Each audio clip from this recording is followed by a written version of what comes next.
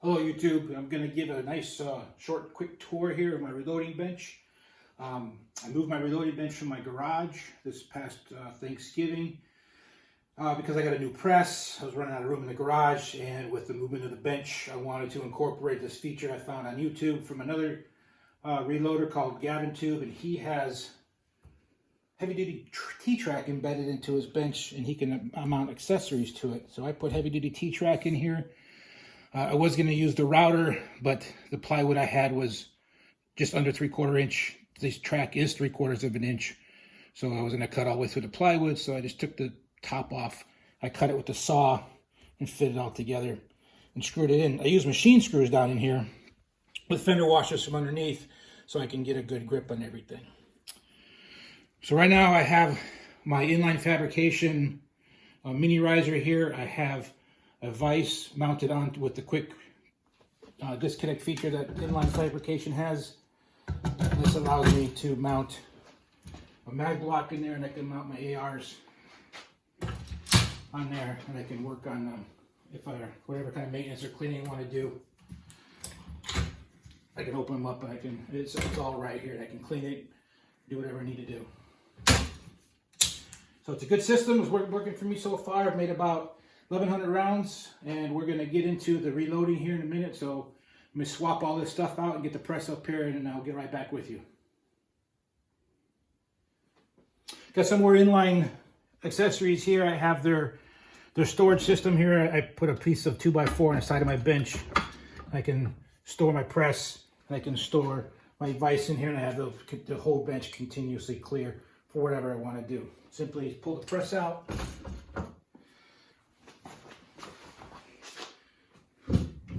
Put it into the plate and lock it down.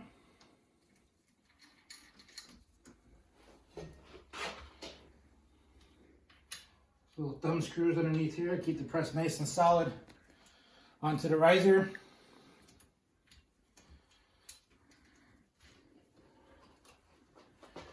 Plug in the lighting system.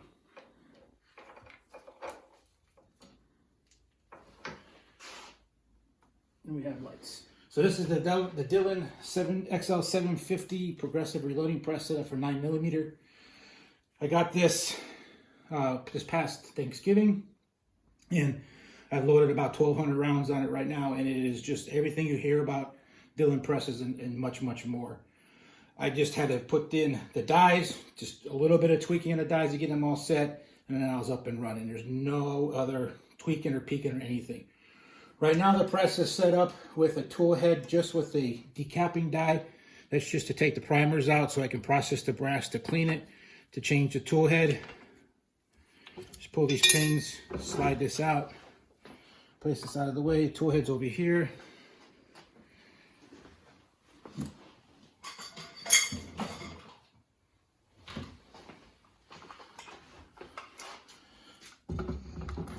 Slide a new tool head in. These locator pins. We're in business for reloading. This is the primer tube. This is where the primers are loaded. This is Dillon's primers system here, I guess you can say. This little gizmo down here, you put the primers on a tray, and you stab individual primers. Fill up a tube of 100. The outside aftermarket, you can put the primers in here, and it's a little vibro motor, and it just dumps all the primers in. A little bit quicker. So take the tube out. This in here. Okay, primers are in. Put this push bar back in. This is a low primer alarm.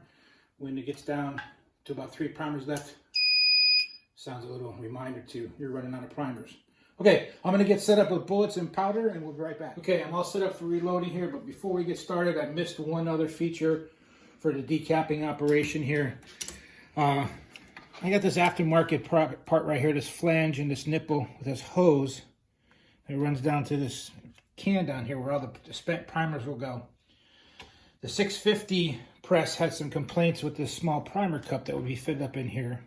It would fill up pretty fast as you're processing your brass, and then as you pull it out, primers would spill.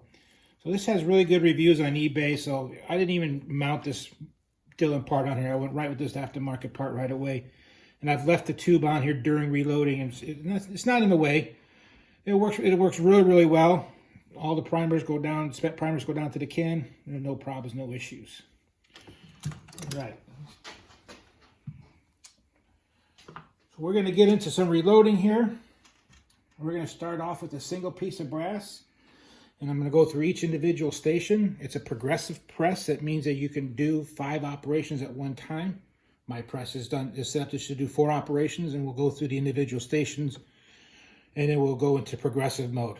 My old press, which was a Lee, 1 handle, 1 operation.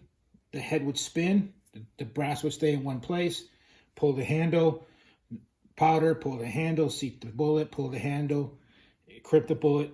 It'll dump into a bucket, put another piece of brass on, repeat 4 pulls for one round. Once they get all the stations filled up, which is 5 stations, every time I pull the handle, I'll be making 1 individual round. So right now we're going to go into just a single piece of brass. We're going to drop it in here. Okay, I always start by pushing the handle forward, which activates the priming. It's just portion, which is right down in here. You can see the primer.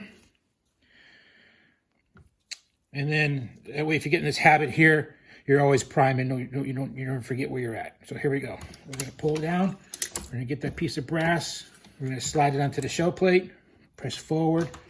We're going to run it up into the resizing die.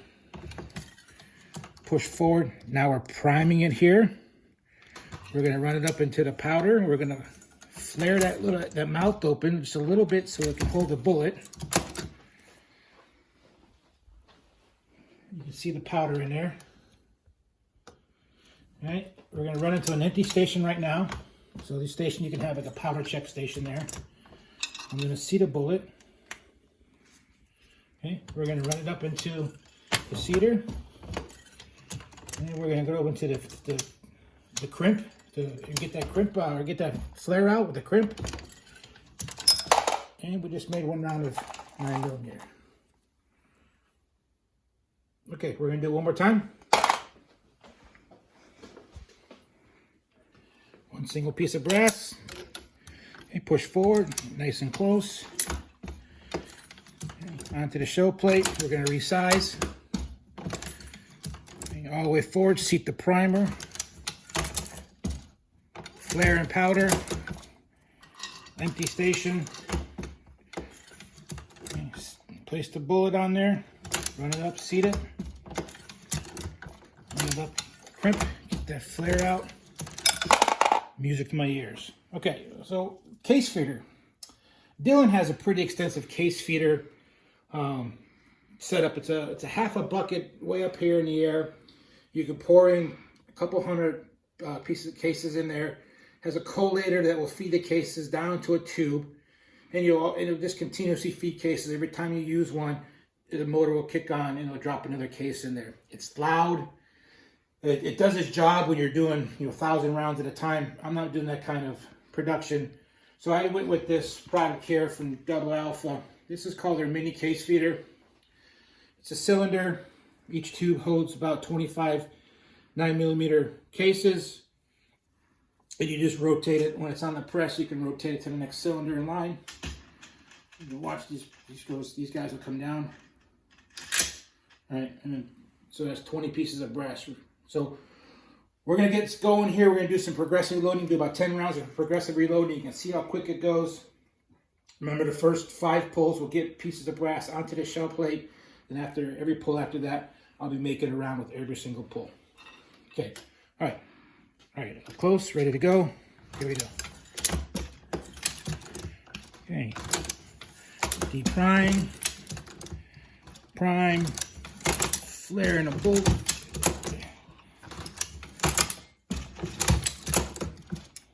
Pressing forward each time to set a primer.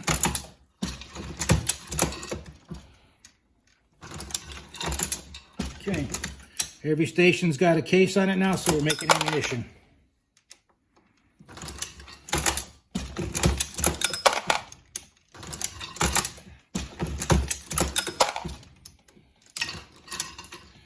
Dropped